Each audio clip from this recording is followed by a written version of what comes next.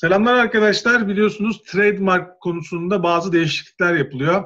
Artık trademark yaparken Ağustos'un 3'ünden itibaren aslında Amerikalı bir avukatla çalışmanız zorunlu hale gelecek. Biz de bugün Anton'la beraberiz. Anton'la herhalde yüzlerce arkadaşımız trademark konusunda destek almıştır. Beraber trademark yapmıştır.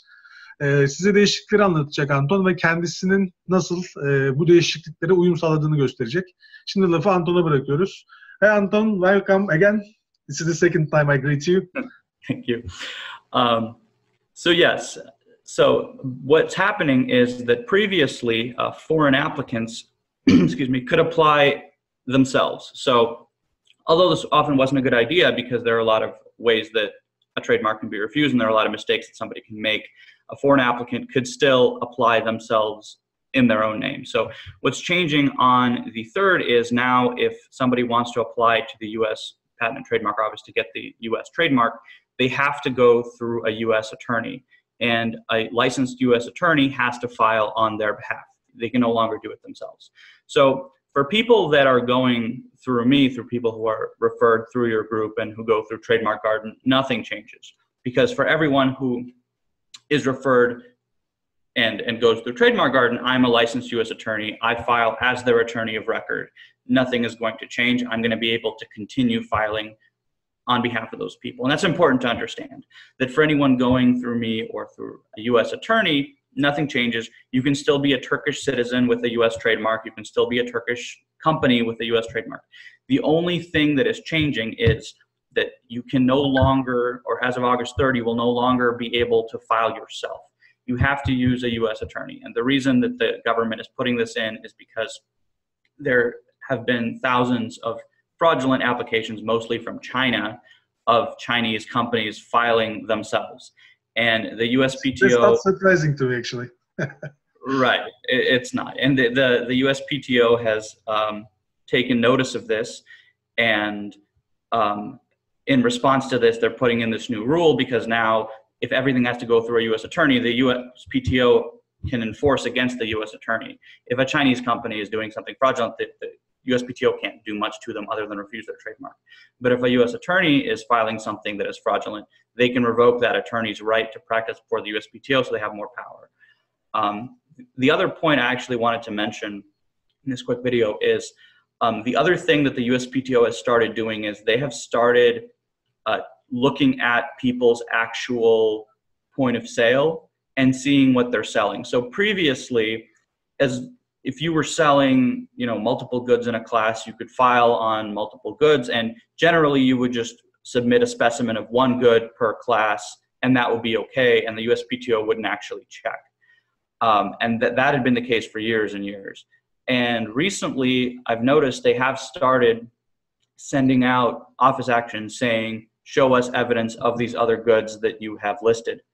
And so this is something new, but what this means is that it's very important that people be selling the goods that they list in their application. And that the other important point is to keep your listings up. Don't just put up your listing, get the application and take it down, because the USPTO might come back and say, okay, you're not actually in commerce because, we looked. So that's the other important point. That's especially important or actually when you are making in-use applications, right? Correct, yes. So the listing has to be up when you apply, obviously, and stay up through the application process. Once the application registers, they're not going to be checking until your renewal period, which is 5 years down the line. But yes, throughout the application process, and I have gotten this question from clients on a fairly regular basis about whether or not the listings have to stay up, and yes, they do have to stay up. Thank you, Anton. Actually, yesterday or the day prior, we were discussing about some trademark issue. Let me ask you your opinion in this quick video. So this is an absurd situation, but you know that Amazon actually lets you make brand registry even if you have a trademark on a different country, or like they have a list of accepted countries, whatever. So, which means that you can actually brand register your product with a trademark that is taken, let's say, in Turkey, right? And then what happens, do you think, if I or somebody else registers the same name in the US and then just sends a copyright infringement to Amazon, like I understand why Amazon even accepts brand registry on a different. They shouldn't. And what's very strange is that their own written rules say that you should have a trademark in the jurisdiction where your listings are. So, for example, if your listings are on Amazon.UK, you should have a UK trademark. If it was Amazon.tr, it would be a Turkish trademark. .com should be the US. But you're correct. They seem to take marks from other jurisdictions. Now, it's hard to say how long this is going to be the case. Amazon changes their rules often without notice. And, the safest thing to do is to have the trademarks in the actual jurisdictions where they are. Now, if a case like this occurred, again, it's hard to say what will happen because what Amazon says their rules are and what Amazon actually does are often two different things. Now, if you did not have a US trademark or another jurisdiction trademark and you weren't on brand registry, I would surmise they were just going to take down your listing, and it's going to be difficult to get that listing reinstated. I 100% agree. And, let me just clarify something. Having a brand registry on Amazon doesn't mean that you are holding the trademark rights. There are two different things that sellers often get confused about. Brand registry is on Amazon, and trademark is actually on USPTO, which is a government website or government, related. Right. Website. So it actually holds the upper rights. That's what I understand.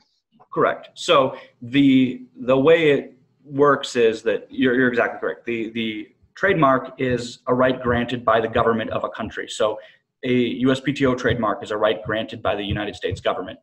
The brand registry is a program run by Amazon, which is a private company. I mean, they're publicly traded, but they're a company. They're not a government agency, and they have their own rules. Now, to get a brand registration, you do need a trademark.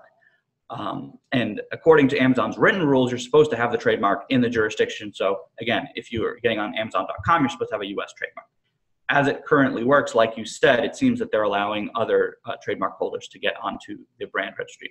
The other point that Amazon isn't following is that the goods that your trademark is for are supposed to, in theory, match the goods that you file on for brand registry. Currently, it doesn't look like they're paying attention. As long as you have the registration and your name matches up and the trademark matches up, it seems like you just list, what are you selling under this brand, and they'll brand register, which again could theoretically create conflicts because somebody could potentially, two different people could have trademarks that are similar but for different goods, but both of them could list it for brand registry. And I can't say this for certain. My thought is that over time, Amazon is going to clean this up because these conflicts are going to happen, and most likely it's going to move toward more stringent rules as far as where is your trademark? Is it in the United States? Is it in the UK? Is it in Turkey? Where is it? What Amazon marketplaces are you selling the goods on? What is your trademark for? And matching it to what you're selling. Let me just translate this to the seller language. So the thing is, when you're registering a trademark, and let's say supposedly you are going to be using it for your remote control for this, and in theory, you are only supposed to be using that trademark or allowed to be using that in that very specific class. But right now on Amazon, Amazon actually doesn't care where you registered your trademark, on which class. So once you register a trademark, Amazon allows you to use that trademark on whatever category you list the product. But as Anton just mentioned, it is creating and going to be creating even more in the future conflict. And this conflict is eventually going to be solved by Amazon, which is going to be causing them more and more manpower, more effort, right? So at some point, I think Amazon is going to be putting more emphasis and restricting sellers on what category they can register their brands on. Yes, I agree. They're not doing it now, but I think that they're going to resolve it because that makes sense. And that, again, their written policies are that you're supposed to match the goods, but the way that it's actually enforced is not like that. And I think that the reason for this is probably just poor training on the part of the brand registry teams, where, you know, it's difficult for them to figure that out. But I think that they're going to either retrain the team. Something's going to have to happen because it is going to be. I think so too. Well, thank you so much, Anton. Like, we have been working with you for almost 2-3 years now, and probably you had many Turkish clients, right? I don't know the count, but probably many.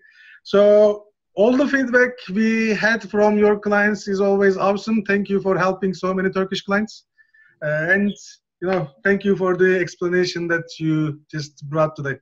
Yeah, and thank you very much. And I've appreciated working with you, and I've appreciated working with your group members, and I look forward to helping, you know, many, many more of them get their trademarks and get their brand registries.